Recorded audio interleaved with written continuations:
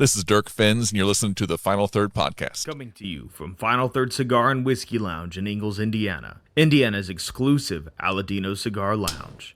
It's the Final Third Podcast.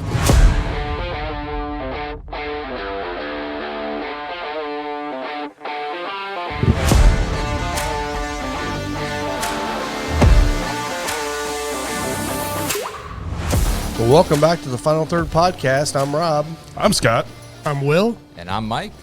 And today we're going to be talking with Dirk Fentz from Indiana Bourbon, the End of Watch Legacy Fund. We're having an event for him today, and the Indy Fuel are having an event with him tonight. And we're going to have him on halfway through the show.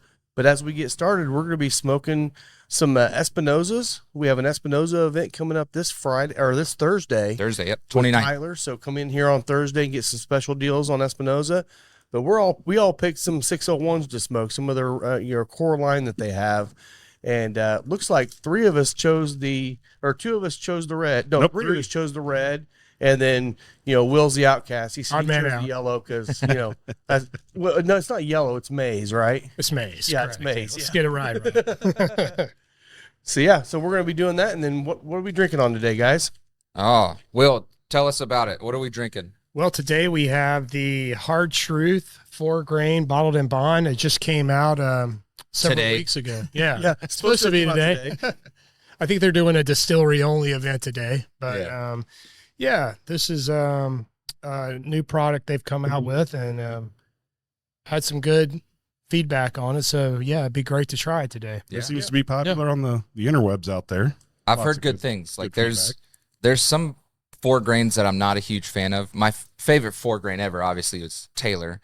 But that's a 12-year product, so it's it goes a little unmatched. But we're not exactly sure what happened. But I know they were supposed to have their release today. Today is the 24th. Yep. At the distillery, which they're still doing. I just dropped my cigar. Yeah, just throw that anywhere, Rob. I will get that in a minute. Yeah, they were supposed to do it at the distillery release today, and then hits the stores on March 1st.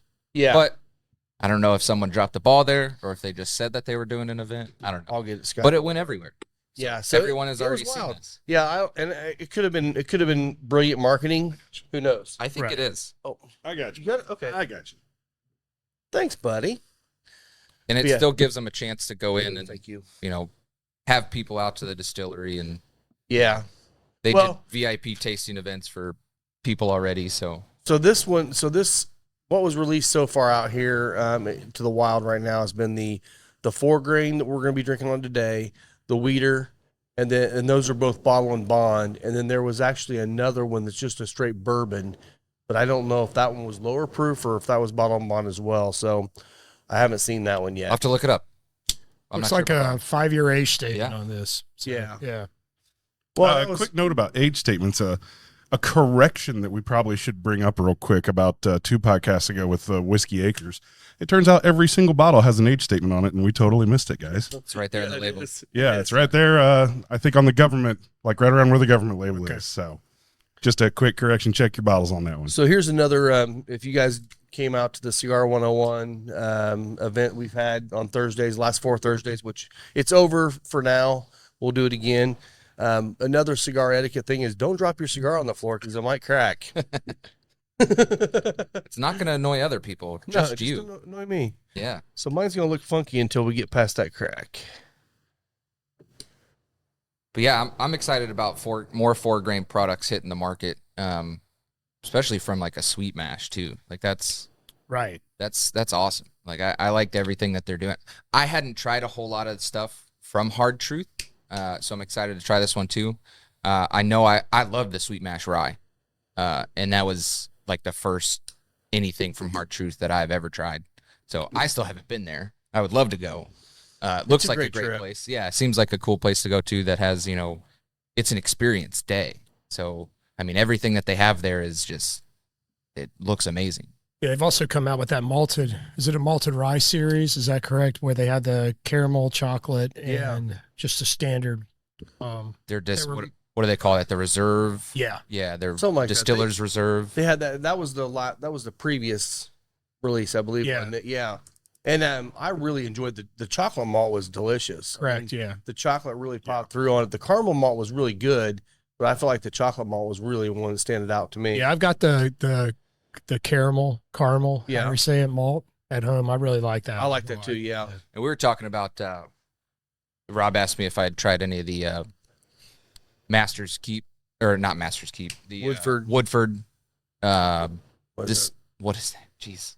Masters Collection. The Masters Collection Yeah. of Woodford. We were talking about their chocolate malt. Oh yeah. And it reminded me of that one, but the chocolate was a little more prevalent in the Hard Truth than it was on the Woodford one. It's a chocolate bomb. Yeah. Do you remember in I think it was 2015 or 2016, the 375 releases, Woodford did a sweet mash. Okay. I can't remember. I know it was a sweet mash one. I'm pretty sure it was 2015 or 2016 in the 375 bottles back when they were $50. Yeah. I never tried it. I didn't see a lot of good things about that release, is why I never ended up buying one, because like the reviews on it were not good. So Yeah. I don't know if they were in over their head before the technology caught up in 2015 and 16 maybe. I think the first 375 I got was the chocolate malt whisper. So I never got an opportunity to taste the sweet mash, but Well, it made me think of that with the sweet mash that they're using, which is, awesome. That's cool. Like I was reading about it. I mean, just science is kind of caught up, I guess. And, having like the available, resources that distilleries have now, like you have more options with doing sweet mash and instead of. Can you sour. talk about that the technology? Anybody? Man, he's probably knows more about it than I do. I don't know a lot of the technology on sweet mashing, because really most people sour mash, right? Right. They use that to help carry along their fermentations moving forward. So Yeah, and sour mashing is just taking your mash and keeping a small portion of that mash step back, to start over the next mash. Kind of like think of friendship bread, Amish friendship bread. You're saving that little bit of left to continue to make that the mash. Sour mash or sweet mashing is just starting over each scratch time. every time. The So thing it's with harder. that is bacteria, though. You can You have can.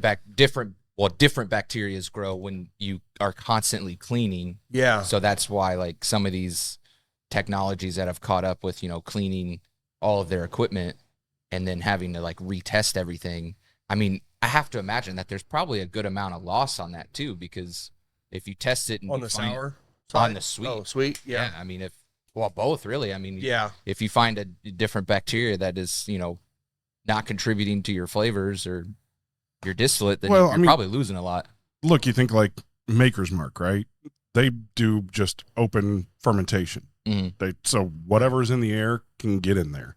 Right. And I think it's kind of one of those, if you're going for, single barrel products, or you're trying to create a consistency in your blend when you don't have the stock like Maker's Mark does, right? With the amount of whiskey that they make, you're probably going to be a bit more particular. It's a bit more like beer at that point, where you do clean everything and you're trying to go for an extremely clean yeast, and you're completely isolated in beer. But I don't think we're doing any of that isolation from the mashing perspective with whiskey that I'm aware of. Not that I know of. everybody plays around. Yeah, With a little different. I'm sure somebody's experimenting with it. I'm sure. Well, I got to figure that some of these where they're doing the controlled releases where they have specific yeast strains, they've got to have some sort of containment, because look, yeast is everywhere.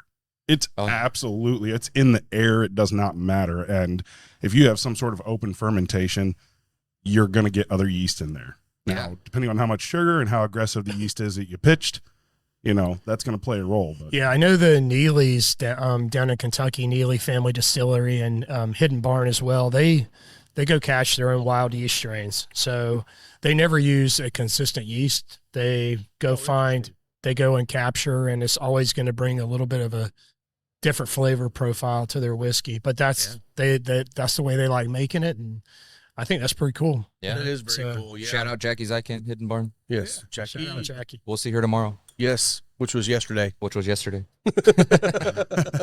So we actually did a interview with Jackie. Me and Rob spoke with her last week. Just kind of caught up with her, like what she's doing, how she kind of got into the business, talk about some Ode to Oak products, talk about some sensory stuff. So we'll let that go eventually. Cool. Yeah. So it was cool. a great interview. Yeah. I mean, I think she's done this a few times. To be honest with you, because Maybe once or twice. Just Yeah. a couple times. Yeah. Yeah. Well, first thoughts on the 4-grain here. I haven't tasted it. I was just going to comment on the cold draw on this 601 yellow Yeah. or maize. Very sweet, like almost figgy raisin sweetness on the cold draw, which been a while since I've had a cold draw that wasn't a hay bomb. So Yeah. kind of a cool little draw, but very, very nice mellow start to the smoke. Nothing too crazy. And you got the last one in existence today. Oh, wow. Sorry. No, I that's didn't mean to grab the last No, one. no. I'm just saying I don't know if anybody else had any left, and I kept a couple boxes after Christmas and put them out, and that was the last one. And honestly, the yellow and the orange were both great ones. Orange was my favorite. Out of the two, I went back and forth. All of them, but That's a good. They are all good. Yeah. Yeah, they're all great. What about you on the red? You know, I've smoked the red so many times. I mean, I've had this cigar more times than just about anything out there, and I love it. The cold draw, nothing really complex or crazy going on there. Pretty laid back, nice little leather notes, just kind of the typical stuff that you'd get from a nice little cold draw.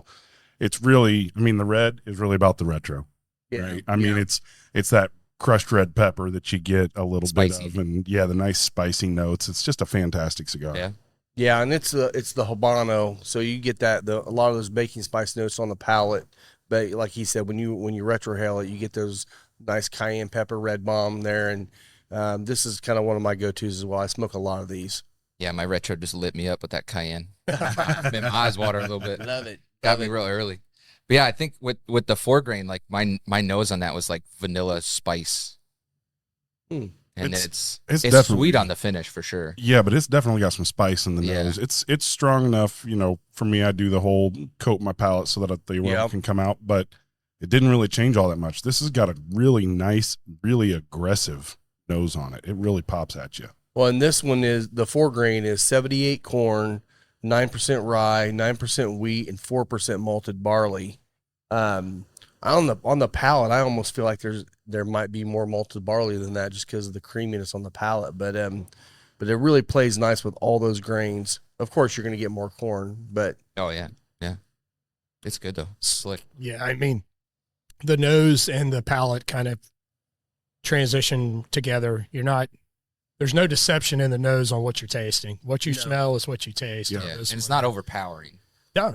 Some of the other ones, some of the other 4-grains I have, they're not that great. I agree. yeah. I was thinking the same thing. I was a little worried about this one today because, you know, I mean, I don't like to talk negatively. I mean, I'll say, okay, here's what I identify. But I don't like a lot of 4-grains that are out there. They're just not really, you know, on my palate. This one, it's pretty nice. They did a good job of kind of keeping things well balanced and still keeping it corn forward without, you know, falling to notes of single malts or anything like that. Yeah, the palate's really nice, sweet. I do pick up a little bit of oak on the nose that I don't quite get on the palate. So that is one little bit of a difference, but after going back a couple times, but I'll tell you, I got a little experiment for you guys to try. So this last week, I talked about tasting notes on cigars, but you can do it on food, bourbons, everything. And one of the things I had was a map of the tongue, and so you got the saltiness on the front edge of your tongue and kind of a little bit to the sides. You got the sweet right behind that, umami's in the center, sour on the sides, and then the very back is bitter. Yeah. This hits every single one of those. If you lay it on your tongue and let it roll off your tongue, you can pick apart every one of those regions of your tongue. Maybe not the bitter as much on the end, but all the other ones I was able to pull out on the tongue. And this is probably one of the best representations of that I've had in a while. Yeah, I don't get a lot of the bitter. Not a lot of the bitter, but everything else I'm getting. Yeah, normally that's kind of where you can get some of those deep oak notes is on that kind of bitter. But there is a hint of sourness to this. There is, right on the sides of the tongue. It is. Yeah. It's kind of when you talked about that, I thought I was kind of, you know, getting something a little different. Yeah. And just like like when you have a blueberry muffin where they put lemon zest in it. Yeah. Right? Yeah, there you it's go. just that. There's a little citrus note to it. Yep. I get a little bit of lemon zest. I get a little bit of cola too, kind of finishing it off. Something I'm describing it as cola. I don't know if that's right, but on the finish, at kind of near the end, I get this, like when it's rolling off, I get this like little bit of a like cola note. I don't know. Yeah. Yeah. I see what you're saying there. I get that as well. I think it's a very soft finish for me. It's not Correct. It's not overpowering. It's not like spicy. It's just kind of soft. But see, that could be one of the reasons I like it, because having it with this cigar, this brings the spice note that's probably missing from my normal palate, right? Sweet I tend and to be more of a sour rye, heavy kind of mash bill, and so now I'm getting a little bit of this kick. Even though it's peppery, it's still bringing something to liven up the palate. It's calming. Yes. Yeah. The Cigar 101 was great. I went to the last one. Talked about a lot of stuff. Did you learn anything that you didn't know, Mike? That's the question. No. Okay. And I'm not saying that to be, pompous. Yeah.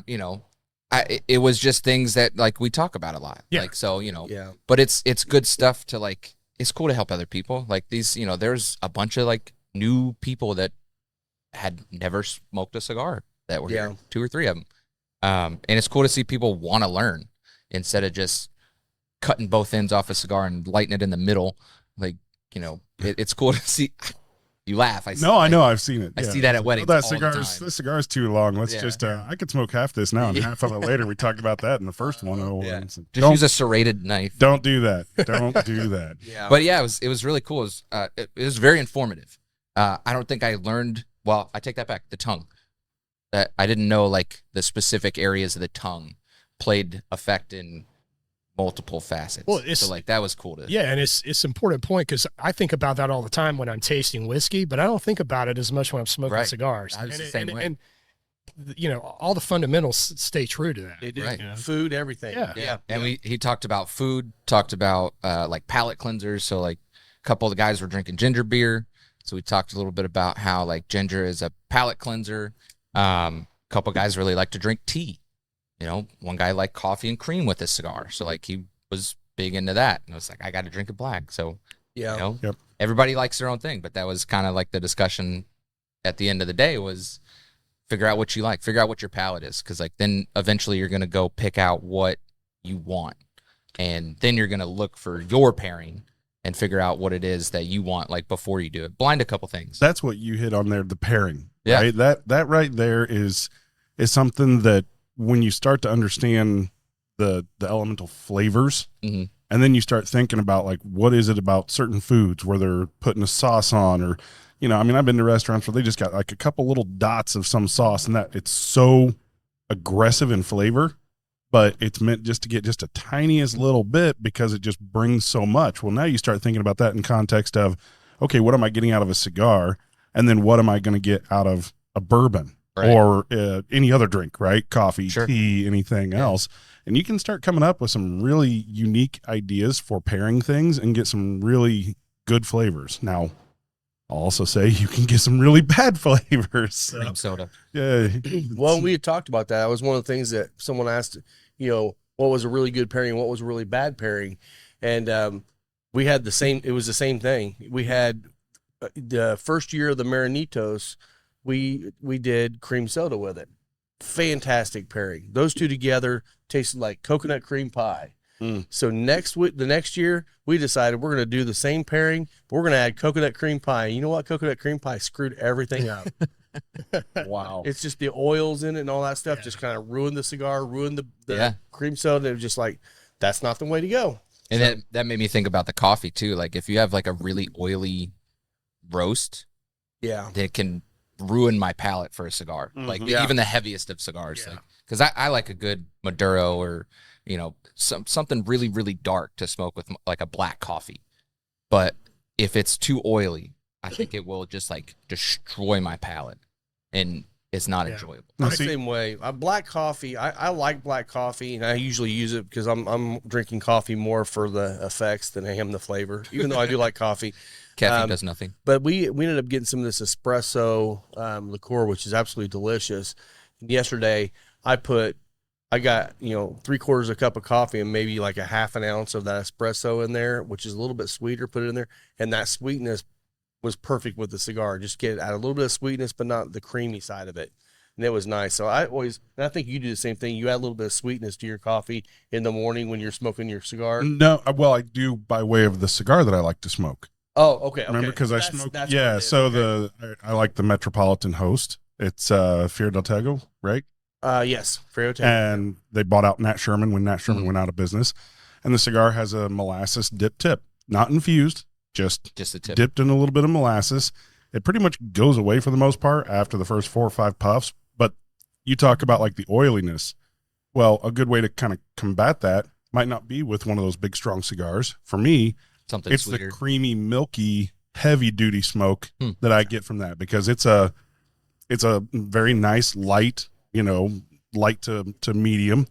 And it's got that sweet tip on it. So the sweet cuts through, the creamy kind of milk sweet cuts through and balances out against that oily. And you wouldn't expect it against black coffee, right? I mean, Because we're I'm not talking- knocking oily blends. No. I'm saying the So maybe light. I just haven't found yeah. my right pairing with an oily coffee. yes. And that could, and That's you might fair, be because we thinking, talked about that. you might be thinking I need to go strong Yeah, because strong.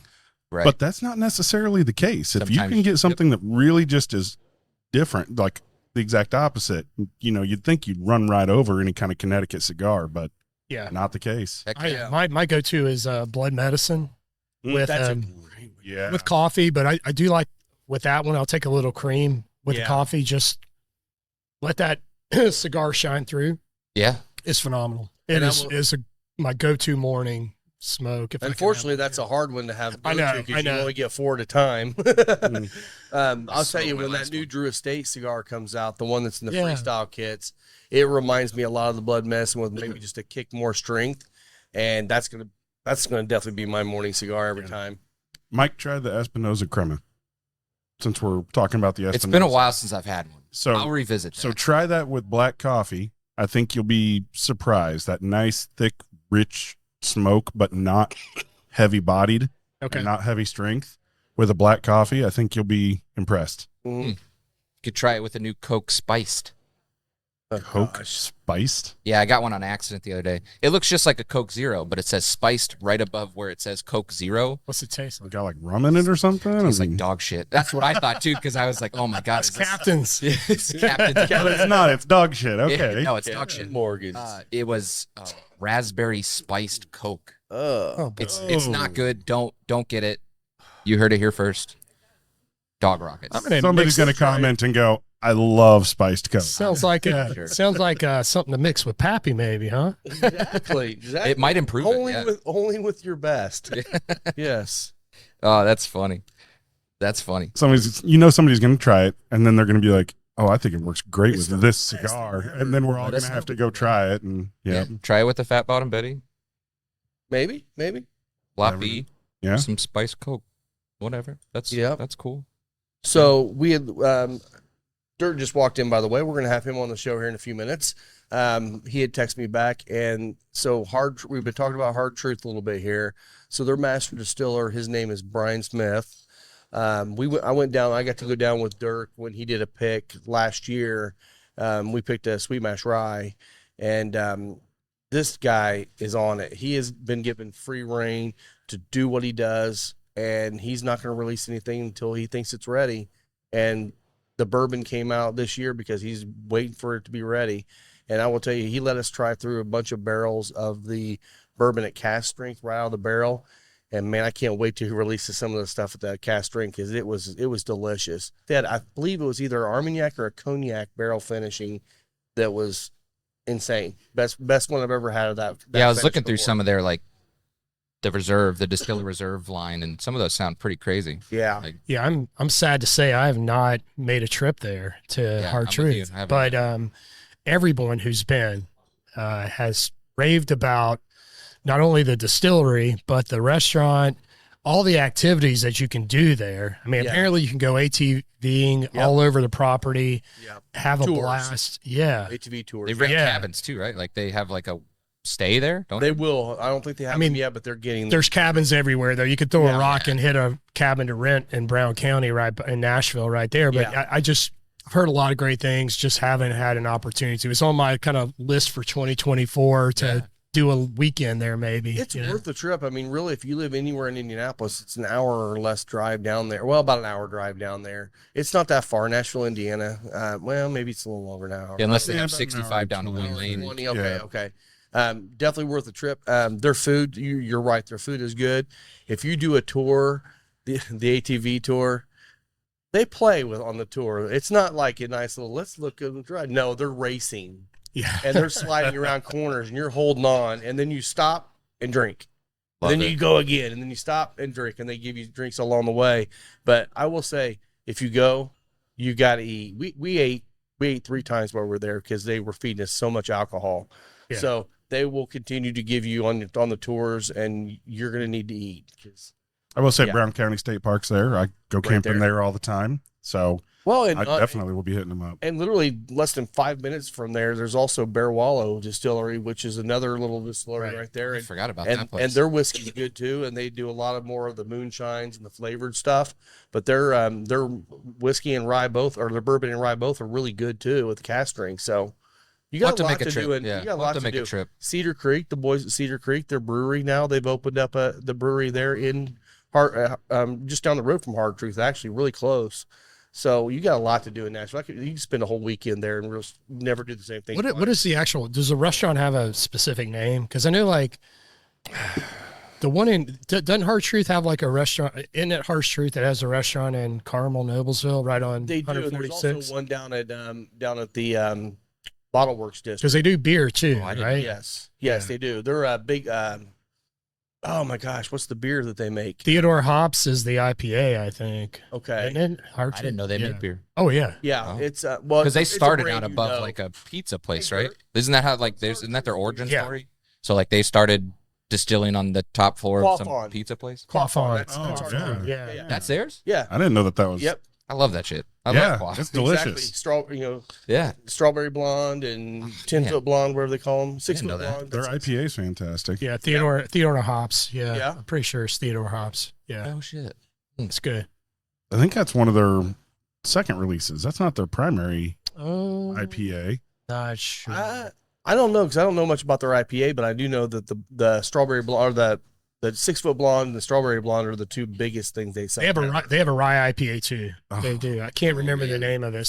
It's somewhat similar to like Saucy Intruder, but it's a full rye IPA. Very good IPA. We're gonna have to do a beer I'm a show. hothead, so Yeah. I love this. We should definitely do a beer We gotta show. do a beer show Heck here yeah. soon. Yeah, we'll do a beer show in the next couple weeks. But I brought it up yesterday with Scott. I asked him if he had heard of Sugar Creek Malt Company. Have you heard of that? Yeah. It's in Boone County. I didn't know that. Yeah. We were up there talking to Nick and Jamie at Whiskey Acres, and they were looking for like a malt company. And I got some buddies that were filming a documentary at the Sugar Creek Malt Company. It's called More Than Corn. I think that's where he said he uses, doesn't he? Correct. Is it? Okay. Oh, he's already. I was like, man, it's like right here in our backyard. I was Yeah. like, I wonder if he knows about this place. Obviously, he knows about it. Yeah, So I do think they do tours over there? Probably. They have the breakdown of everything on their website. I can't imagine they won't let That you in could the be door. a fun show to go do. That too. would be a lot of fun. our buddy JB, who comes up here a lot and frequents the shop, he's a farmer, local farmer. He knows those guys over there pretty well, I Oh, think. JC. JC, yeah, sorry, yeah, yeah. What to ask? Maybe you can. Yeah, JC, yeah. He Yeah. knows those Yeah, he guys works well, for- I think. Shout out to JC. We Yeah. agree. Shout out. He works for Beck's, right? JC's right now sitting in his underwear watching our YouTube channel. Probably with love cuffs There on. you go, JC. Love cuffs. Put your on, pants on, JC. Jeez. Oh man. He's gonna kill me for calling him JB. I'm gonna start calling him JB now. It's letter of the alphabet. It's early. It's one letter. So I know we do have some news out here that we've all kind of added a little bit too. I'll talk about the one that I put on here just because it's been in the news a lot. Justin's House of Bourbon was one of the ones that got busted for selling these vintage bottles, which is illegal in Kentucky, and they've now sued the Kentucky ACB, which ACB stands for the Alcohol Commission Board or something like that. But it's Kentucky's version of what we have here too. But so they actually seized a lot of their bottles, and It's like 60 somehow something bottles. Justin's won the fight initially, but all the bottles are still seized. So now they're suing to try to get those seized bottles back. But They got him back. Did they get them back So now? I think that was from the hearing on the 21st, which was last week. Yeah. Okay, So I they- didn't get that article. They Okay. got them back. They can't sell them. They can't sell them. That's right. It's a museum piece only now. But then I also saw that Doc Crow's was in that same lawsuit. They got sued, or they got fined by the ACB too. And Doc Crow's just admitted to doing it and said, "Yeah, we screwed up," and they settled. They ate the crow. And exactly. Ba-dum-bum. Boom. And if you know Doc Crow's, they've got over 2,500 bottles there. So, Ridiculous. Ridiculous selection. it's down to about 2,100 now. Yeah. Oh, darn. but no, that was kind of interesting that Justin's is fighting back, and honestly, they have to, because that's kind of part of their model. There is, we've got this special old stuff, and you can come and try it or get it. And there's 2 fights there, though. So there's Yes. the first one is, I guess there's really 3. The first one is, why did you do this? That's illegal. You can't just take my shit. 2 was, yes, we are allowed to sell this. And 3 was their lawsuit against them because they damaged the products. Yeah. So they're claiming that, they're claiming that when the government sees them, they put it in some lockup in Louisville somewhere, and they knowingly had a water leak that damaged some of these bottles and damaged them in transport. And now they're dealing with evaporation, label damage. Oh, wow. And talking about like $2.5 million or more in damages for some of these. And I hope they get every damn irreplaceable. penny of it too. Yeah. Yeah. Because I'll be honest, they went after him. It wasn't really founded in my. This had to have been a tip. Yeah. Somebody had to have been wronged by them, and this had to have been some sort of personal vendetta to get. Is this the company that was doing just old Dusties, or were they doing like full on secondary? Because I know that there was one that was doing full on secondary, just going out and. They do both. Okay, do- so they do both. No, Gotcha. they do barrel picks. They do a lot of stuff. You can go in there and taste at their bar. They have a lot of stuff you can try, but then they also have their. When we were there, they did have their museum pieces set up where they weren't even for sale. And that's probably because Historically they were in the overpriced, middle of but- this still. I mean, you can find a lot of stuff there, like, and you can try a lot of stuff there. Like that was the first time I tried like Amaranth Grain of the Gods was there for $10 for an ounce, because like it was their like first week open. I Are think. Justin's prices high? Yeah. Yeah. I mean, but are they good for the bourbon community? I think they are, because I think it's a good tourist, destination. If you're coming into town and you want to check out some things you're never going to be able to try anywhere else, Sure. you got an opportunity to try them there. Now, if you want to buy them, that's a different story. You're going to pay way more than probably the value on them. But I hope they win all these I hope so, suits. too. Yeah. And, I think the bourbon that was actually in question that was seized in Washington was overseas Blanton's, right? Maybe like it was Blanton's Gold or something It like was that. one of the Blanton's variants from so- like Japan or something that they were questioning. I think there's some backhanded, The- back-end politics going on. The that- claim on the seas, I think, was there were counterfeits coming out of like the Netherlands, I think. Yes. And I think remember that. that's what supposedly that's what triggered it, was that these counterfeit bottles had made their way around, and then they came in and saw this other Right. infractions that they were trying to impose. I think on it was actually the Netherlands group that got kind of upset and then tipped the Was hand it? on Justin's, if I remember correctly. Because this was like, what, 2 years ago? Or it's been over a year. Yeah. yeah, it's been quite a while since the initial Yeah. case was formed. Yeah. I mean, Yeah, I mean, it does kind of bring into question the entire, laws around secondary.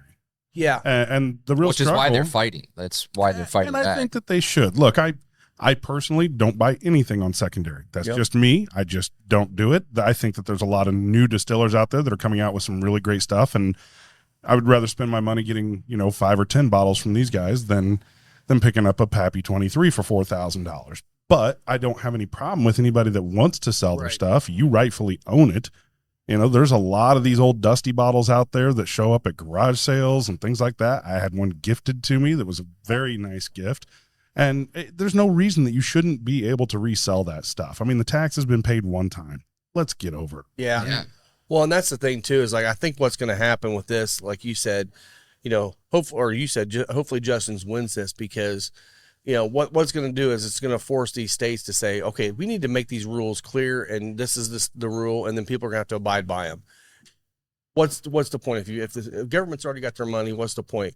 Then it's not a fight for it anymore. Now, we'll say on the distillery side of it, they don't, depending on who the distillery is, they want to fight some of it too. So they're going to have to figure out these rules and make them set them for the state. And it shouldn't be different in Kentucky and Indiana and Texas. It should be. Well, it's not a state rule. That's the thing. It's a federal, because it's interstate commerce, and interstate commerce is governed by the federal government by way of the Constitution.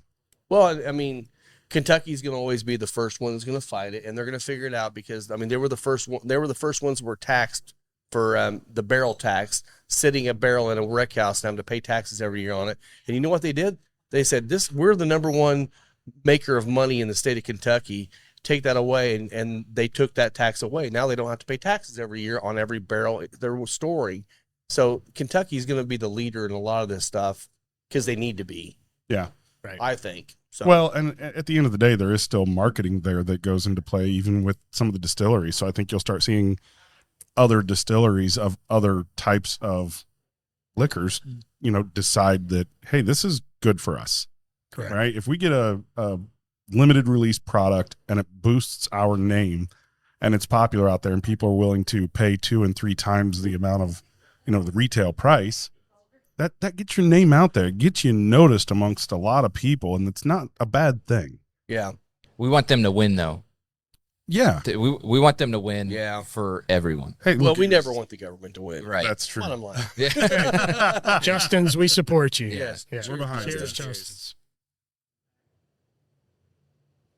We're rooting for you. We'll update as we find more articles about that, because I read that one this morning. On I didn't see the the new hearing. one. Yeah, the hearing on the 21st. So supposedly when they got everything back, they put it back on inventory shelves, not to sell, to take inventory of damaged bottles and kind of record. And I will say the everything that difference happened. between Doc Crow's and Justin's is we're making our money on liquor.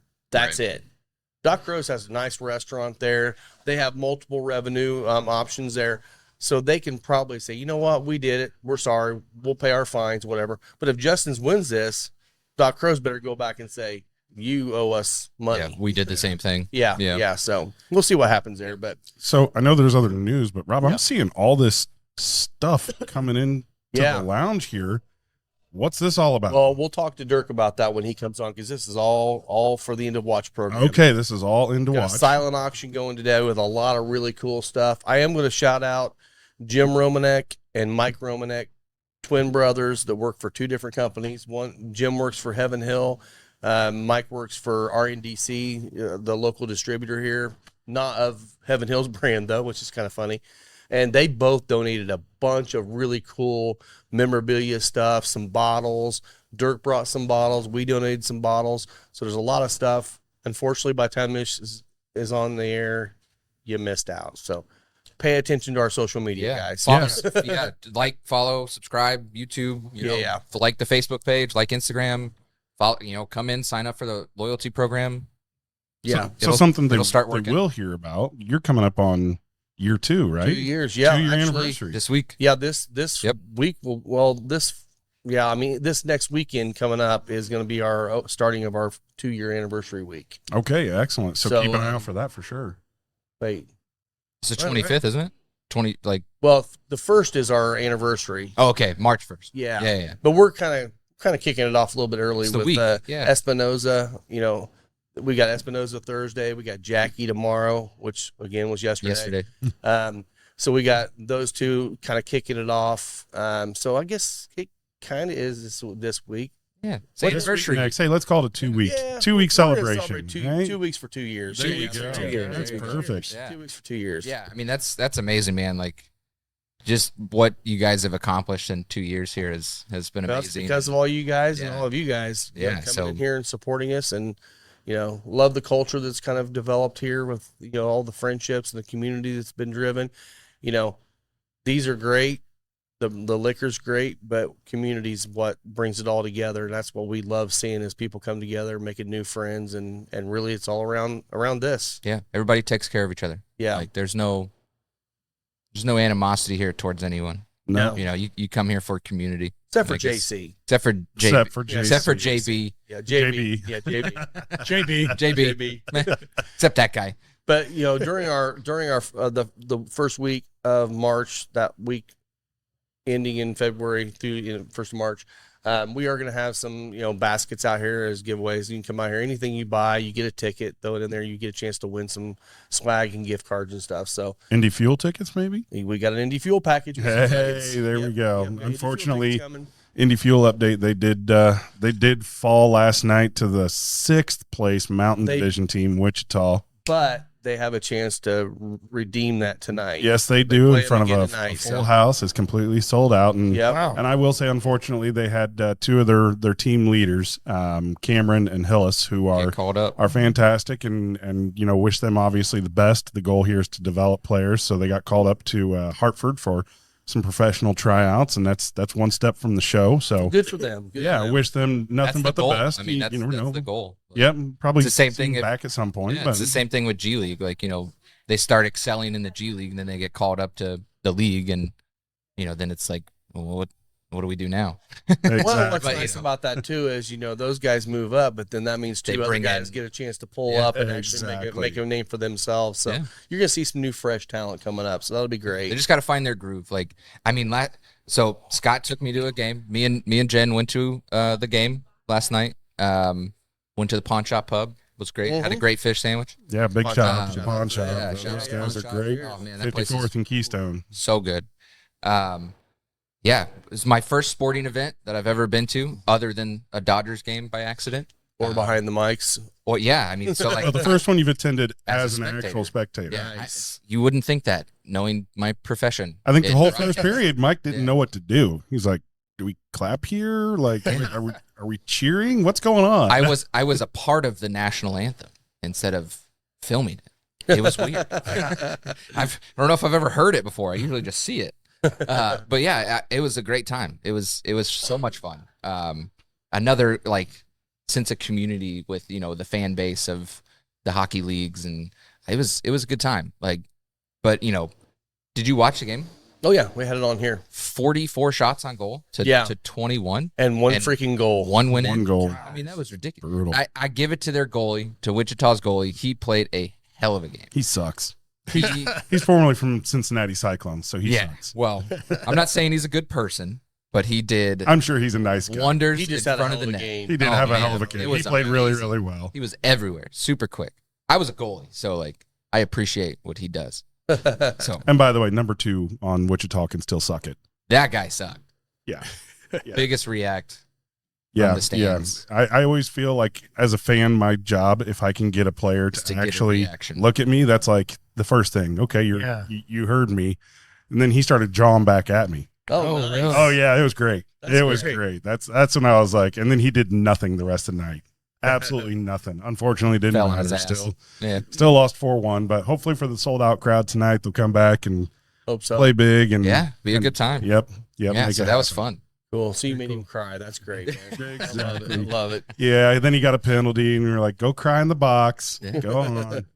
Heck yeah. Always go after their mom, and then you can get a rise out of them.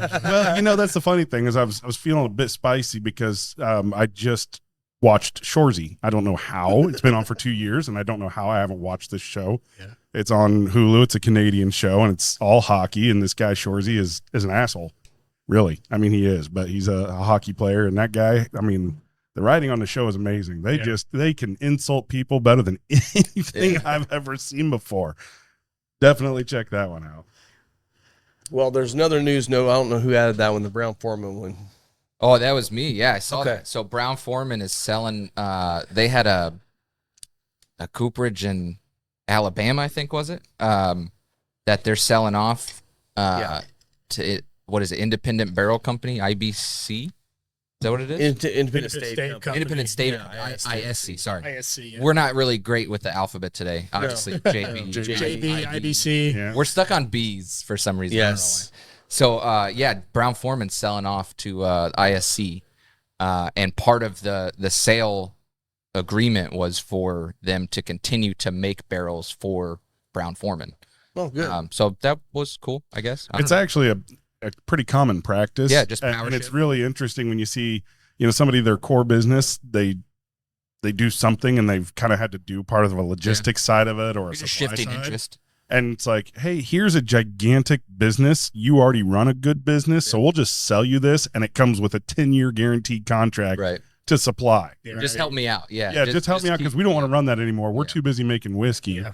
We need It's just somebody else to controlling handle the interests, barrels. and they're just shifting their priorities, hopefully to better things. Hopefully that will shift some resources from Brown Forman, in that realm to. Well, to we've other talked things. about Jack Daniels. I mean, we did the tasting here. What was it, 2 weeks ago with the bonded rye, Yes. and we just talked about how Jack Daniels has really stepped up their game over the last 2 years after kind of waiting to see if the bourbon craze was actually going to stick around and be a craze. Yeah. And they made it happen. So it's pretty wild. I don't Yeah. have a splitter, so I don't know if those are plugged in anything. Yeah, don't worry Yeah. about those. Oh, Yeah, I'm I don't- sorry. I thought we had plugged in. Scott forgot the splitter. Oh, so That's sorry my about that. fault. Technology. Well, all you'd be doing is hearing us. So Yeah, if you can okay, hear us, gotcha. that's fine. use your imagination. You'd think a technical guy would actually keep track of all the technical I'll stuff. get- look. I'll buy us a splitter. I got one at home. I just. No, I'll get one to leave it here. We don't have to bring it every time. All right. Well, we have Dirk with us now. Yes. So What's welcome, going on? Dirk. Thank you. Thanks for Are having we me, drinking guys. more of the hard truth? Because my glass Oh, is yeah. empty. Yeah, So what you guys Yeah. I wanna just didn't do? know if we were doing another bottle. So I didn't want to. Do you guys want to do the We can do the wheat. weeded too? Yeah, we can do the wheat. Yeah. Hey, Yeah, we can move to hey, that. Lisa, could you grab me the hard truth weeded bottle up there real quick? please? Yeah. Thank you. Yeah, Scott. We'll do some wheat too, but Love it. yeah, Dirk, introduce yourself. Dirk Fentz, also known as Indiana Bourbon on Instagram and Facebook, and our End to Watch Legacy Fund. Heck yeah, man. Well, thanks for joining us. Yeah, thanks for having me. Yeah. Yeah. So, like we were talking about earlier today, we're doing a silent auction benefit towards all the money goes towards End of Watch Legacy Fund. If you guys don't know you explain what the End of Watch Legacy Fund is. I explained it several times, but we'll hear it from your mouth, so I don't have to keep talking. End to Watch Legacy Fund. It's a charity we started about a year and a half ago now when Noah Chavez was killed in line of duty.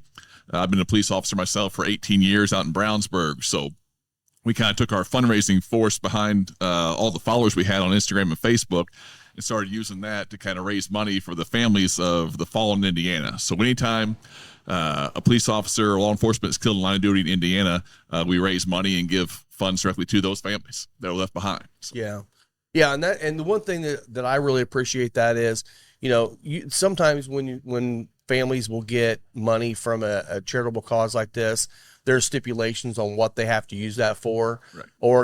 or we'll fund the funeral, whatever. What he does is special because you don't know what the family needs in that moment. Right. They may need to pay bills off. They may need to pay for the funeral. They may just need to get away from everything and take a vacation as a family to regroup. yeah. It's their money to do. You've been able to raise for the most part about $10,000 per family. That's what you shoot for. Yeah, the goal's $10,000. We've done that. We've had, unfortunately, 8 line duty deaths since we started. Yeah. And I think about 4 or 5 times we've reached the 10,000. Other times we were pretty close. So Yeah. it's been awesome. So and what happens is, he'll actually go out and do a barrel pick. A lot of distilleries will work directly with this fund because they believe in it as well, and they will sell the barrel to him, and it's a quick process a lot of times because when it happens, there's nothing you can do about it. Yeah. And then he'll sell those off, and all the proceeds, every dollar goes back to the fund. He's not making a dime on this. No. And he's not making a killer amount of money. I mean, he's a police officer. And unfortunately, in our world, police officers, teachers, all the people that do the most work are the ones that get paid the least, it seems like. So, we appreciate that you do that, and it's an amazing thing, and we're glad to be a very, very small part of that. So, Well, everybody at this table has helped me tremendously doing this stuff. So you guys have donated quite a bit to this cause. So we appreciate you guys. We for believe sure. in Yeah. it. We believe in what you're doing. I It's appreciate very that. important. and I will say that another thing, we've had several officers that's picked up bottles from other states come here to pick them up, and everyone's like, "Oh, I wish Dirk would do it here." Dirk does it for the state here because this is where he lives, and it's a full-time job on top of his full-time job. Yeah. And he's a dad, and he's a husband. Do it in your own state. If you need advice on how to get started, I'm sure you would. Oh yeah, we've made you'd help mistakes. that. we've learned a lot of things. We can help you for If sure. you're an officer in another state and you're passionate about this, reach out, because this is something that should happen in every state in the union. Absolutely. Yeah. Yeah, and to that point, I mean, correct me if I'm wrong, but I feel like a lot of the Indiana distilleries have really come to your kind of Absolutely support have. Yeah. and aid and really rally behind you guys. Yeah. And They've donated helped many a lot. bottles to the raffles and auctions we've done. They've done barrel picks. They've sped up the process to get things to us quicker. Like it's been awesome. So Yeah. do you want to shout out the different distilleries and Oh man, organizations all you've of them. used? We do a lot with Old 55 Distillery. He kind of got behind this at the very beginning, and he kind of helped us launch this whole thing. Jason Fruit's there. Yep. Amazing family. Starlight's donated a whole bunch of stuff. Hard Truth has. West Fork Whiskey has. I'm gonna forget people, but like Spiritual French Slick has been behind us in some of these. Like this is great people, great. Circle. Have you done anything with Circle City? Yeah, yet? Circle so City you did too. Whiskey Yeah. Club. Yes. Yeah, they've been very supportive. Drew Black over there is, I mean, I've called him a couple of times, like, hey, man, can I have something like next week? He's like, yeah, let's do it, which is unbelievable to me. He can pull it off. Awesome company, awesome dude. And He's doing good stuff. the distilleries that he's talked about right there are really the top of the top in Indiana. Yeah. All of those are. There are some smaller ones out there that are doing some good stuff now. I'm sure I already know a couple of them you've already talked to, and I'm sure down the road those will happen too. Yeah. So very exciting stuff. Yeah. Unfortunately, it's a cause that we wish didn't exist. Yeah, it's a unique charity because we're It raising is. funds for a foreseeable tragedy that's coming. We know it's going to happen at some point. Yeah. That's just kind of the way things are. So we've heard a lot feedback from the family. Some of them I still talk to quite a bit. It's worthwhile doing for sure, and they appreciate it. And this state and this kind of community around whiskey and all that have rallied behind our officers quite a bit and really helped support everybody. So Yeah. That's This is like out of benefit, to the families too. So, Yeah. most of the stuff, like these officers have benefits that they're going to get paid out to their Right. families, but this is stuff like Rob mentioned that, is not covered under those benefits. yeah, So, and we try to do it. Yeah. extracurriculars that, they, you got to carry on with life. I Right. mean, it's hard to do when you're waiting on insurance and benefits and things like that. Like And sometimes gotta the sole keep money earner in the family is that person, you know. Right. So like the Sure. mortgage, we've paid mortgages, we've done all kinds of stuff for these families that they eventually they would get insurance money and those things come in, but I don't know how long that takes. But we've done this for the most part within 14 days after the incident and gotten checks to these people. So Yeah. that's always the goal. Amazing. Yeah. I mean, And your beautiful wife, Sarah, is a Yes. huge part of this too. Oh, absolutely. Yes. And to have a support like that behind you, because I know how much you travel and work on this stuff, Yeah. plus your job, plus SWAT, all the stuff you do. The siren's unrelated, Yeah. by the way. It's just a siren test for the tornado system. it's 12:02. Yes. yes. So now we'll see how good my post processing is. If there you you go. don't hear the tornado siren, I'm Then it good was at my job. Yes, absolutely. Yeah. I thought this was just a sound off that the event had officially started. Oh, that's it. Yeah. It's now the shop is open. Yeah. Shop is open. Yeah, so every day at 12:02, this is how you know the shop's open. Tornado true. siren. No, just on Saturdays. I know. Just on Just Saturdays. Saturdays. Yeah. So, so today you're going to be also going down to the Indy Fuel game. Yes. So tell us a little bit about that. You kind of hooked us up with the Indy Fuel organization, and what they're able to do through fundraising and things is offer tickets, sometimes discounted, and with a portion of those proceeds going to the charity. So we were able to sell a good number of tickets because of you guys hooking us up with them, and a bunch of that money is going into the charity. And then we're gonna go check out the hockey game tonight with a bunch of friends of ours. Oh, and it's awesome. it's not just kind of sold out. It's a sold out. It's again. sold out. It's Yeah. there's actually so the normal like top 300 level tickets are $17. Yeah. Yeah, they're going resale for over $50 right now. What? Yeah. Yeah, for a double A, basically. Scalping tickets, Yeah, baby. scalping tickets to Indy Fuel. Yeah. Learned a little bit about the organization since got us together. Great people. I mean, they're very charitable, and looking forward to working with them quite a bit next year also. So Yeah. it's gonna be a good time. And do you think you'll have a chance to get involved with the Fisher's Freight? I think so. I Yeah, think so I think for we're those in that don't now. know, So- the Fisher's Freight is the new indoor football team. So the Fuel are moving to Fishers, Indiana from downtown, well, just north of downtown Indianapolis. Go Freight. And go Freight. Let's go Freight. Absolutely. It's Don't gonna be suck. kind of an arena football thing. So Don't suck. If you guys remember back when the Firebirds? yeah, I think Is it that what was we the had? Indy Firebirds. Indy Firebirds, something like that. They we had the indoor football league here, and I'm telling you what, that is a fun, action-packed sport. You know, when you get stopped on your inside your 5 yard line, and the kicker kicks a field goal, inside your own 5. And I mean, you're talking these goalposts are Vertical. half the distance of what a regular goalposts are, and they're kicking them 50+ yards. It's a lot of fun, man. It's a blast. And instead of out of bounds lines, you just check them into the walls. Yeah. It's amazing. It's nothing like it. the lingerie league, but No. we'll take it. You can incorporate those two, would be cool. There you go. That's not a bad thing. Checking a girl into the wall. Maybe they'll be like the refs or something. Oh, hey, that's a good idea. I like that. Yeah. Maybe put that in the suggestion box. Yeah. As long as it's not that dick from Wichita from last night. Oh, Rocco or something. Yeah. Man, everybody knew it. There's this guy. Rocco was a ref last night from Kansas City, like right there, or from Kansas and that whole area. And so, yeah, playing Wichita, it's like, Whatever. Yeah, he had to get escorted out last night. Well, so we did, and I know you're still drinking the 4 grain. I don't know if you're still on the 4 grain. If you No, I'm jumped on the over, wheat, okay, yeah. so we jumped on the weeder. Well, first of all, tell us your thoughts on the 4 grain. I know you've had it before, and When these came out, they're launching 3 bourbons at their first ever bourbon release is wild to me. But Brian, those guys can do it down there. The 4 grain and the wheated, I keep going back and forth which one I love the most. The 4 grain is so unique. Nothing I don't think flavor profile wise just like it on the market to me. But the wheated is everything you want it to be. I called it like allocated profile on my page when we're doing a review, and to me that's what it is. It's the high end version of all the Kentucky stuff at Bottled and Bond here in Indiana. So I was thrilled with both those releases for sure. and that's one of the things I told, and Will and I talked about this, and I think I planted it into his head, so he's thinking about it too. But I get on the nose and the flavor, I get juicy fruit gum. Yeah. And that's not a knock. That's just kind of a different profile in a On the whiskey 4 I've grain? never had before. No. Oh, the wheated. I'm on the wheated now. Oh, okay, I'm sorry. okay. Yeah, I sidetracked. Sorry, but yeah, the wheated, I get that, and it is nice. I'm not a huge wheater guy, but I do kind of like this one. Yeah. I love it. Another bottled and this is bond. bottled and bond Yeah, too. 100 Both proof. of them are bottled and bond. So yeah. it's So the kind of bourbon- nice. It's got a little bit of heat to it, like nice heat for a bottled and bond. It's not like aggressive or anything, but I'm so used to drinking 115 to 140. Yeah. It's nice. Yeah. I think when I first tasted it, the wheater,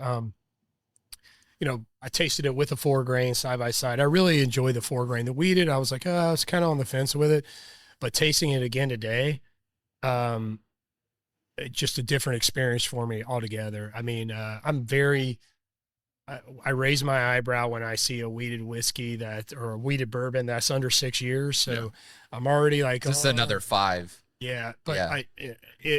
Today when I'm tasting this, much more of a classic wheated bourbon, very soft, not overly spicy, but great flavor profile. I'm enjoying it. Honestly, I was thinking this was just not going to be my jam, but today I'm enjoying it. Yeah. It's very nice.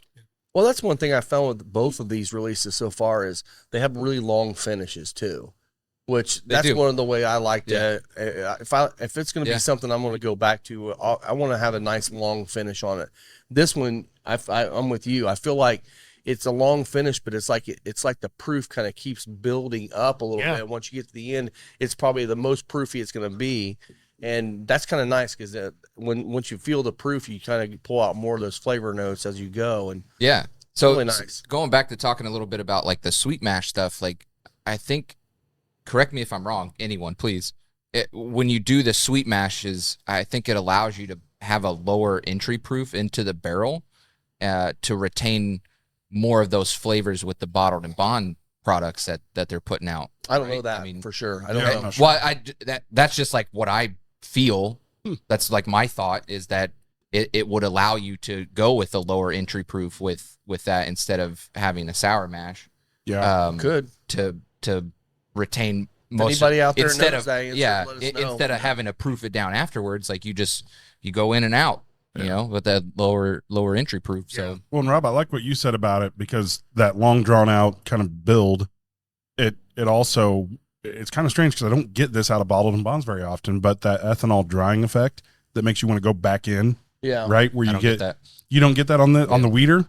Not on the wheat one. Interesting. I did a little bit on the 4 grain. I don't get it so much on the wheat. Huh. I wonder maybe just my palate's messed up today, but it's just getting there. I'm puffing pretty good, and this is pretty hot right now. I see what you're saying. So it could be the cigar that's having that impact. But yeah, like it's mouth watering initially, but then it kind of dries out on me and makes me want to go back in for more.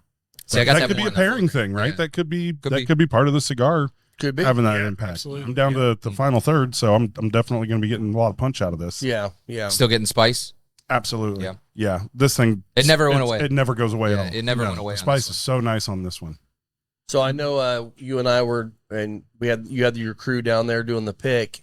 I was telling them a little about them allowing us to try it out of the barrel, some of the ones. Yes, my And goodness. remember that one that we tried? Was it a cognac finish that we tried that Yes. was insanely good? Yes, there's some barrels sitting down there right now. They're going to go absolutely wild when they get released. It was so I good. hope they leave those at cast strength. I do too. Those were perfect the way they were. We got to try some of these straight from the barrel at their kind of little release party last Saturday. Oh, cool. And we tried the weeded, man. What was it, like That cast strength? 120-ish or? He didn't say. I think it was like in the teens. I think. Okay. Tastes like it, but some of it's kind of smooth. Maybe it was a little higher than it actually tasted. But when those things drop at cast strength, man, like I already told them, like, when can we pick a barrel? And I don't know what information should be going out there or not. But like in the next year or two, they're going to start releasing some of these as single barrels. So That's awesome.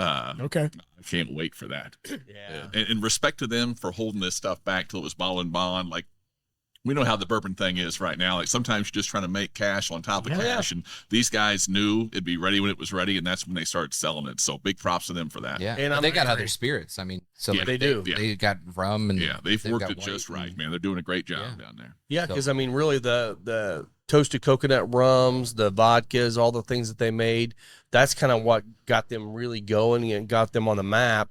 And then when they released the sweet mash rye, those things took off. They did. Yeah. And I feel like this is just going to be one more tier up to where you're getting all the notches on your belt now. And I think they're on their way. They're on their way. They could easily be one of the top distilleries in Indiana, but with the stuff they're making right now, which is just awesome. Because who else is doing sweet mash in Indiana?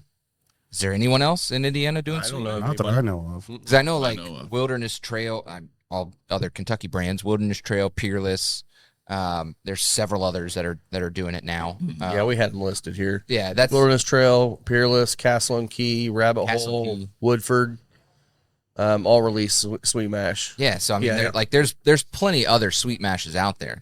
I've never had a sweet mash that stuck around this long, that had that, like you said, the long finish. So on the back of their bottles, Hard Truth is one of the places that has custom bottles. Yeah.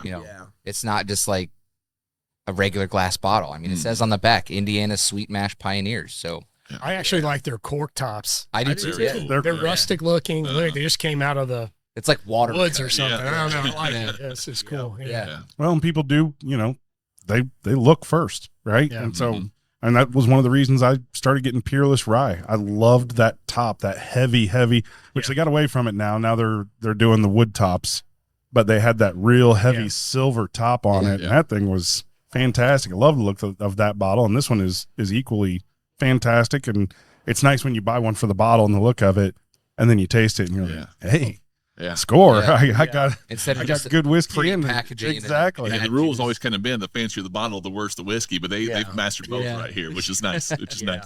So are these definitely coming out at cast strength at some point?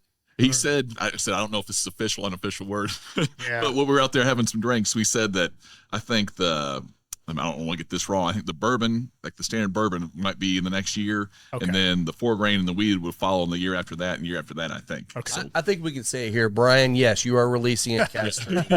Thanks, Brian. come on, We're Brian. going to tell you how to do your We business. just announced it, so now you got to follow through. Hey man, they got to pay the bills with this bottle. That's right. They can play around. Yeah. Yeah. Well, and we actually just went up and took a trip up to Whiskey Acres up in, I saw that. Yeah. and that's one we're going to have to hook you up with. Okay. That's going to be another one I think is going to be a home run in the state. It's going to be distributed into the state now, and I think they're going to be another home run. And Is that again, confirmed? it's Oh, Rob just I confirmed can't. it, I think. I can't officially. It's officially. I will It's say in the it's process. things look very positive Very that it positive. will be Yeah, distributed in good. Indiana, but Yeah. I can't officially say Yeah. anything. Right on. Family owned, But we can still do picks and stuff. That's my favorite stuff. farmer right there. owned, family Yeah. owned. Like it's great. Like Yeah. they're doing everything there. We'll have to take you up for Yeah. a trip I'm sometime in. to see Yeah. them. You say when. Speaking of that, like, do you have any barrel picks or anything you want to talk about that you got in the pipeline? Or? We've been last year was so busy that this year we kind of taken a bunch of time off, and we're just kind of getting that ball rolling again. Okay. So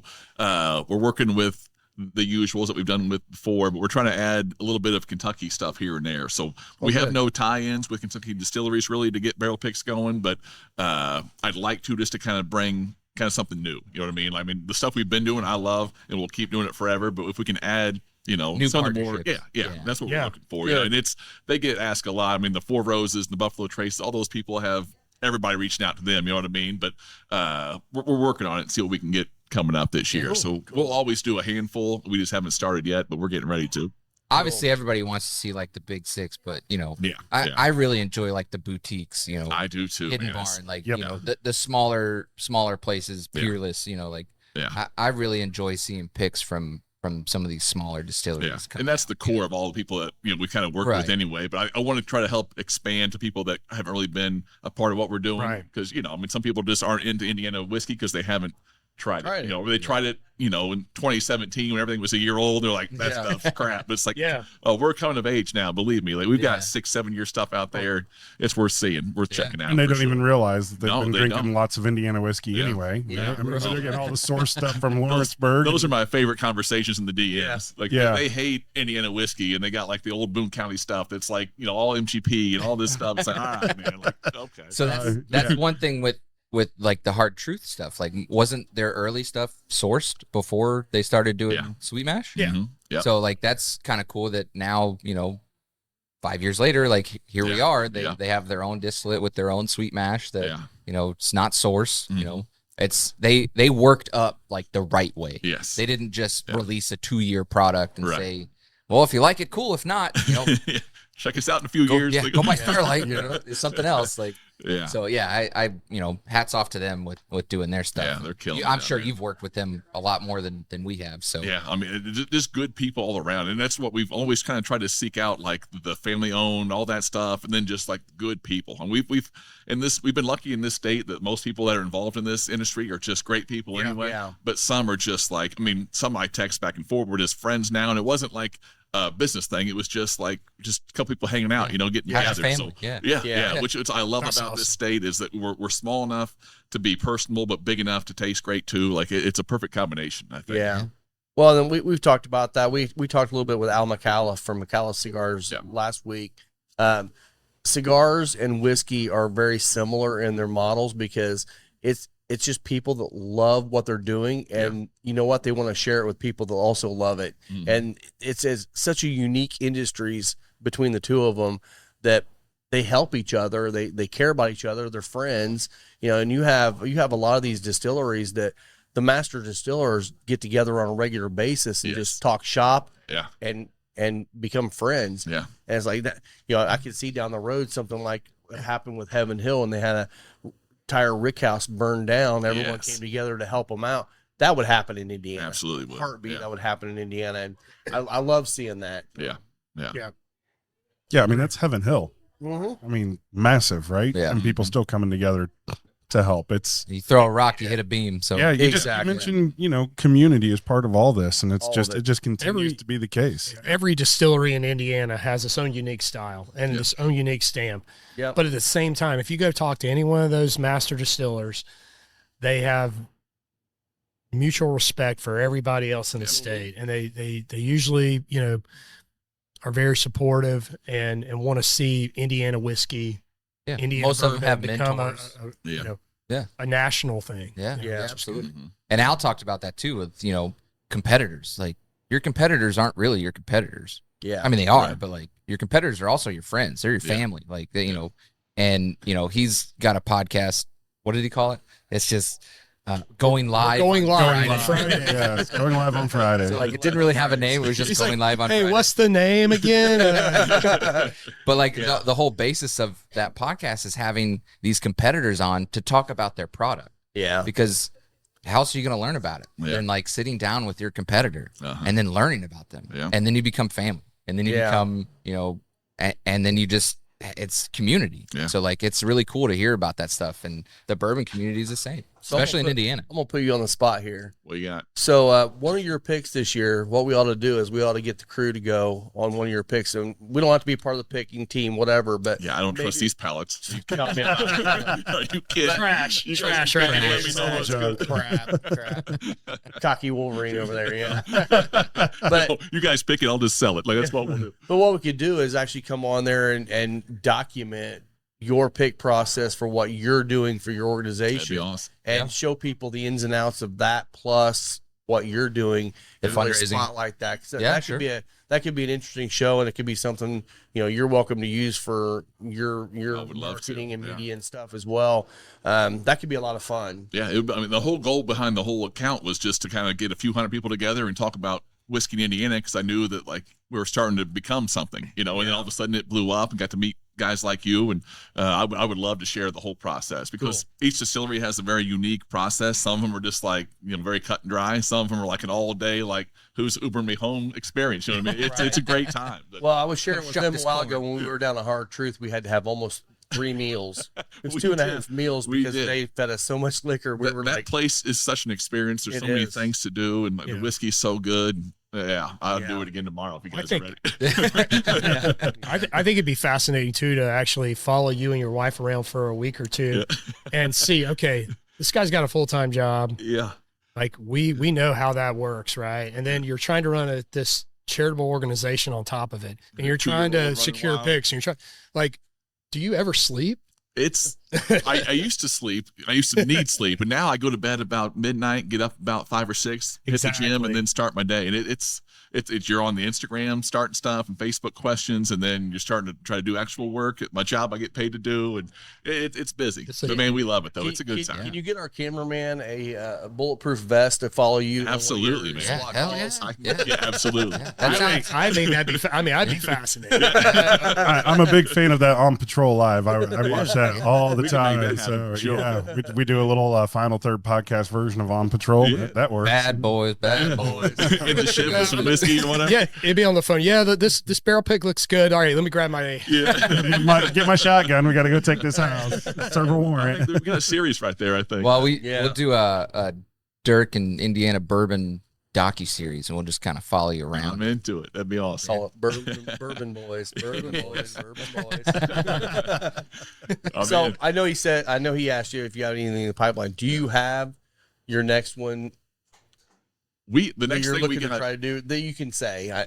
we don't have any picks scheduled. We'll always do Old 55 if we can. We'll always do Starlight if we can, and then I'd love to get back to French Slick with you guys and kind of just, I mean, the brandy. We need to do another one of Good those. grief! Like Yeah. that. I don't know how we're going to top that experience, but we'll try. We'll do it again. I still get calls almost every week of someone saying, "You got any more of those bottles to sell?" Yeah. Like, no, all I got left's on the bar, and that's it. Yeah, so good. But we're going to do an event with Old 55 for the end to watch 1st of April, it looks like. So that'll probably be our next big thing we do, and we'll start spreading the word on that here pretty soon. And then Do you have a date for that yet? it looks like April 6th. We're like 98% sure April 6th is going to be. That's what I the thought, date. because that's the reason why I can't be there on this one. Yes, 'Cause we I have an know. event that day too. so- Devastated. So it's not locked in, but it's pretty locked in, I think. So, Okay. but we'll be sharing a lot more on that, kind of like you guys are doing for us today, which is absolutely incredible that you guys are. Well, just a hosting heads us up, here. that's also Final Four. I know. That So I don't know was if our that will concern. affect you or not, but if We'll you want to move it, I Yeah. might be able to help out. Okay, we'll keep you posted. I'll find out next week for sure. Me and Jason can get together and talk about it for sure, and kind of lock in the details and see. Cool. But then we're going to start picking some barrels and we'll be passing that along real soon. So. Yeah. Yeah, So if you're not follow Indiana Bourbon on Instagram or Facebook, that's where you get all the information, all the contacts with him. You'll see what's coming up. There's a lot going on, and thank God, knock on wood. Yes. Haven't had to use any of the money yet, but it's always nice to have that money in the pipeline. Yeah. So when it happens, you can take care of a family immediately. Yeah, that's the goal. We've always been trying to fundraise as soon as something happened, which Well- is difficult. So now we're trying to just kind of build funds up in case. You know, when so you we have when you have eight officers fall in a year and a half Yes. period, when it's Like catching normally up. 1 to 2 in a year, that's a lot to catch up I on. think So- last year was the deadliest year ever, I think, for Indiana law Wow. enforcement, which is I mean, good That's that we were terrible. able to do things at that time, but what really pushed the resources. So Yeah. We'll, We'll, and again, we'll the link all hope this is stuff. always that the money just keeps coming in and it Yeah. never gets used. right, yeah, that would be But awesome. that's that'd be but we're awesome. not in that world, Right. unfortunately. Unfortunately. And you hear, how open you are with inviting people in, talking about the process. So Yeah. if you are from out of state and you do have interest in starting something like this, don't hesitate. Reach out. Yeah, we don't right? start from scratch. man, I'm No, telling bring you. something. We can help you. Come in, join a pick, right? Yeah. I mean, if you're Yeah. serious about it and you really want to do it and start it in your state,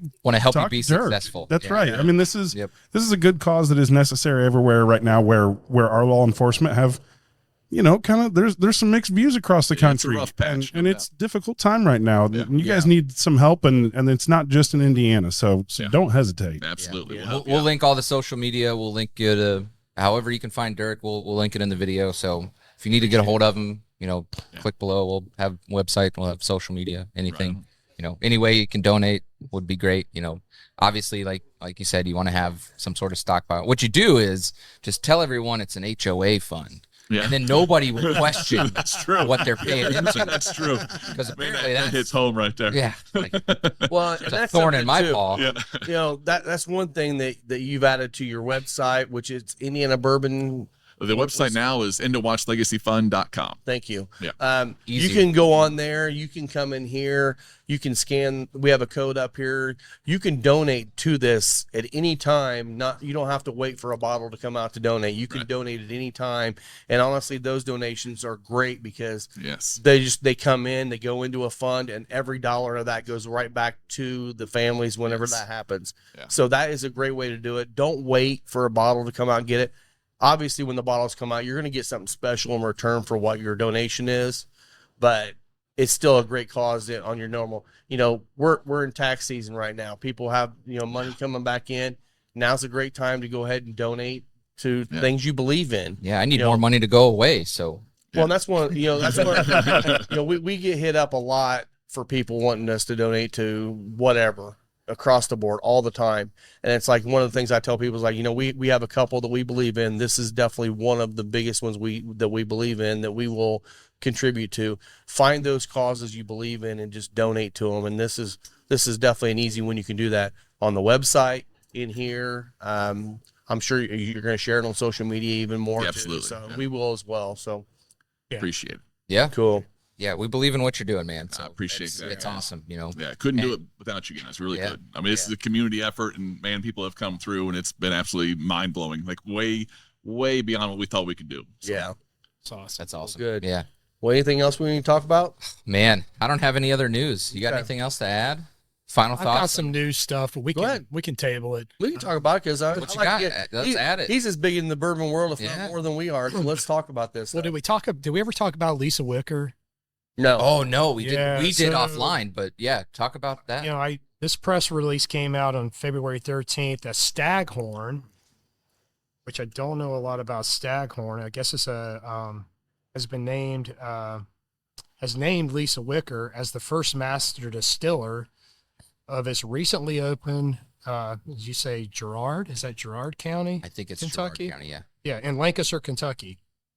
So Lisa was over at Town Branch. I guess she's left Town Branch. That relationship's ended. Good and for her. She's starting a new.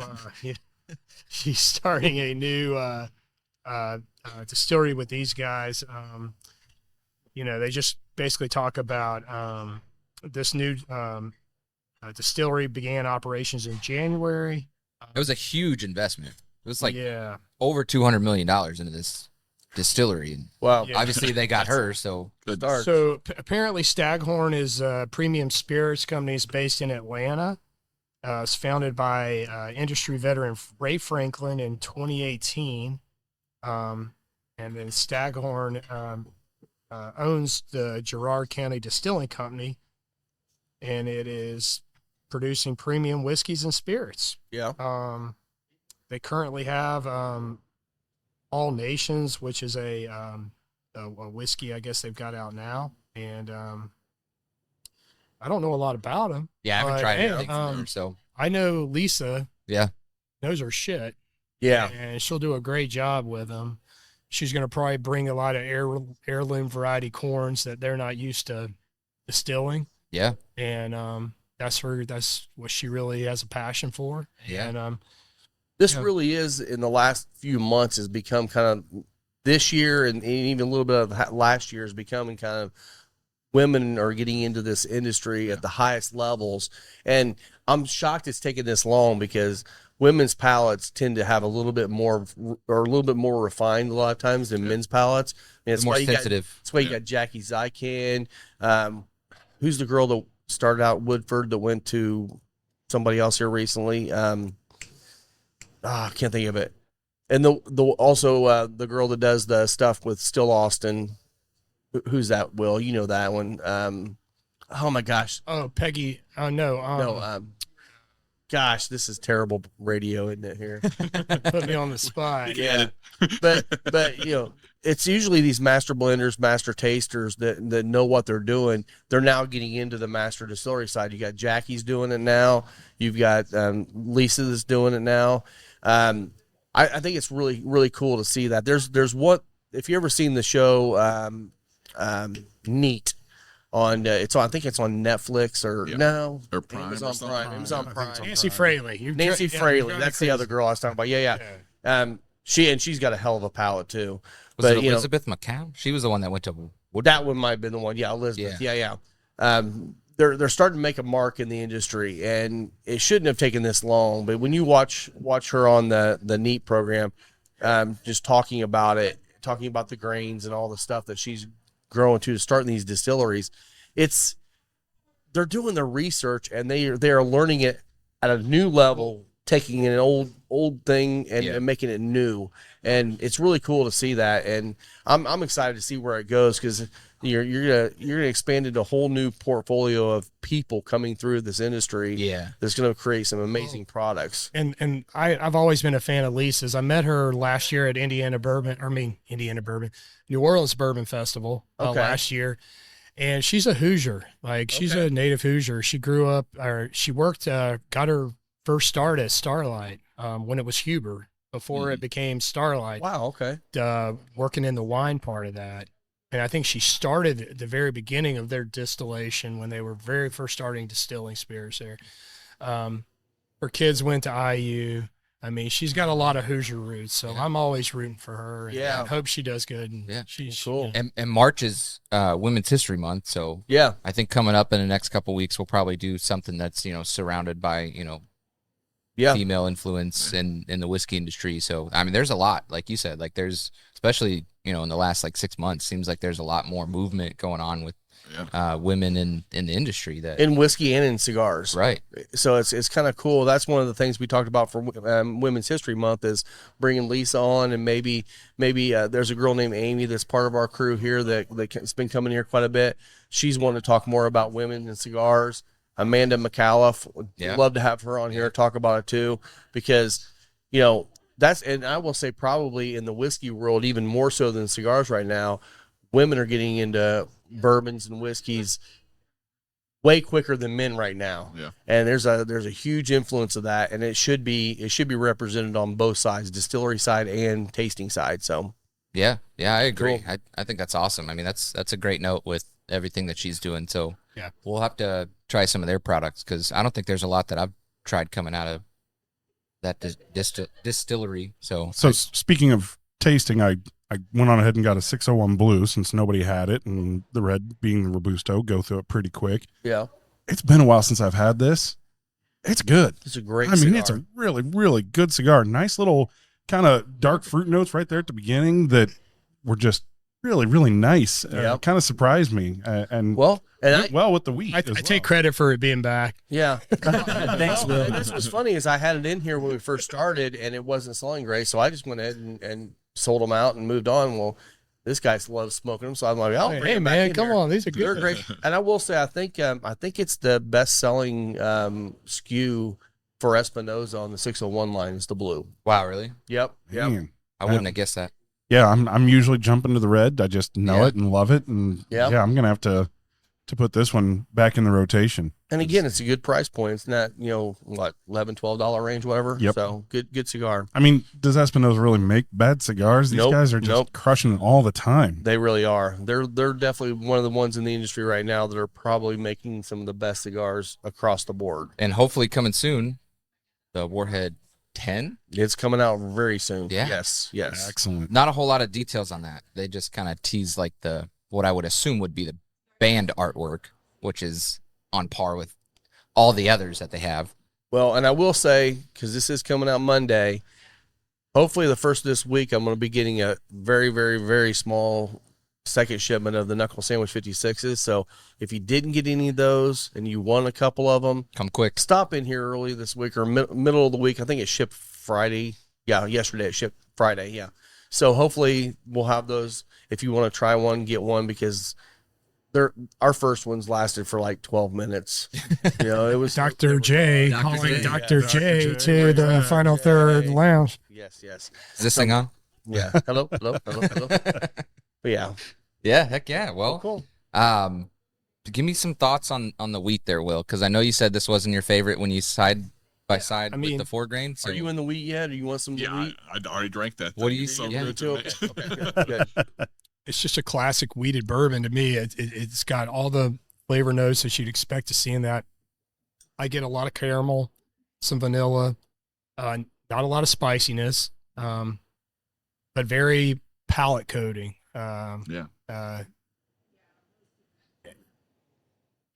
Drinks older than it is. Yeah, Sure. Right. Yeah. And I good way to probably put it. wasn't fair to it when I first tasted it. But I did taste it in a liquor store at like 11 a.m. down in Evansville. So I'm like, boom, boom, boom. All right, I'll take the 4 grain. Yeah. Yeah. The 4 grain stands out. I mean, that thing's going to be. It does I mean, stand out. everybody's going to love that one. The wheated, though, to me, it's like you said, it's classic. Like if you like wheated bourbon, it's for you. It is.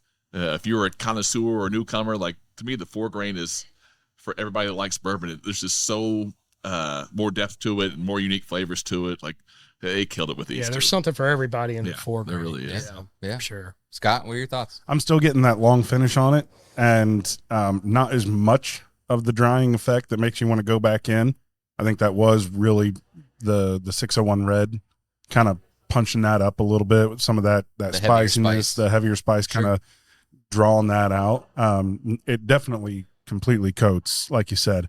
I'm picking up something on the aroma that I'll come back to because I just can't quite figure it out yet, but something really, really nice and a bit unique in that I don't think I normally get out of Weeders.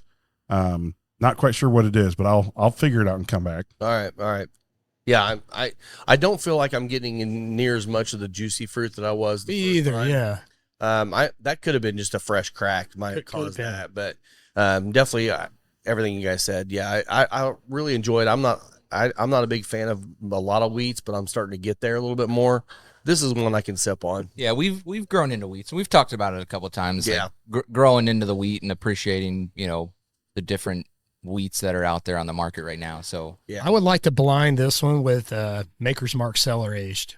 Okay. Let's That'd just be a good blind one. it. That'd be a good Let's- idea. I'd love to blind it and see where it falls relative to that. Did you think that this had a little bit of oak on the nose that didn't come through on the palate? Was that this one or the 4 grain? On the 4 On the grain. 4 grain, Yeah, okay. I got a little bit of oak on the nose, but not so much on yeah, the wheated one for me, like the weird thing to me was I get like a little bit of graham on the finish almost. And maybe that's your weird thing. I don't know. Like to me on the finish, I got the graham. I got a little bit of, I get the sweetness on the nose and the palate a little bit, like the juicy fruit, like you said.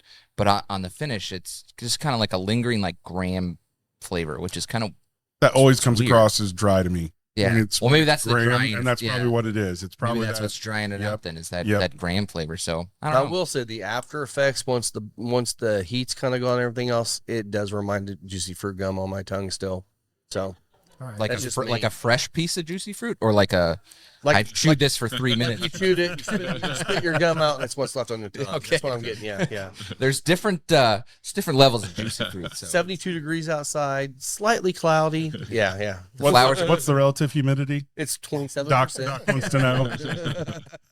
Well, Doc, cool. Doc, I loved it. We got the text message from Doc. He's still chasing his humidity, and I looked at it and I was like, Dude, it's like 6% different. Like, Yeah. what are you chasing here? Come on, Detrimental. Barry. Like, Well, and It totally changes everything. that's a good point. We are towards the end of winter now.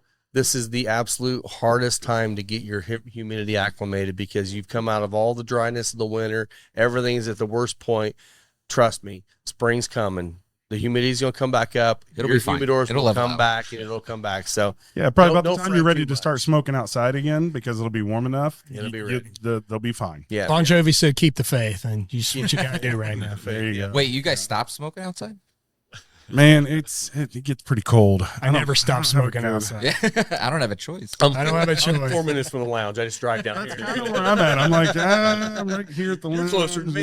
Yeah. So Yeah, I've replicated my patio off yours, so it's still cold, but at least I got a roof. Makes me feel better. Heaters. see, I smoke in the morning Yeah. when it starts warming up. That's my thing. Is 9:00 in the morning. I get on my first video call. Usually it's internal calls, and I'm sitting there outside in the sun, and I'm smoking a cigar, and everybody's just looking at me going, "Just living your best life." And I'm like, "Well, I thought that's what we were supposed to be doing."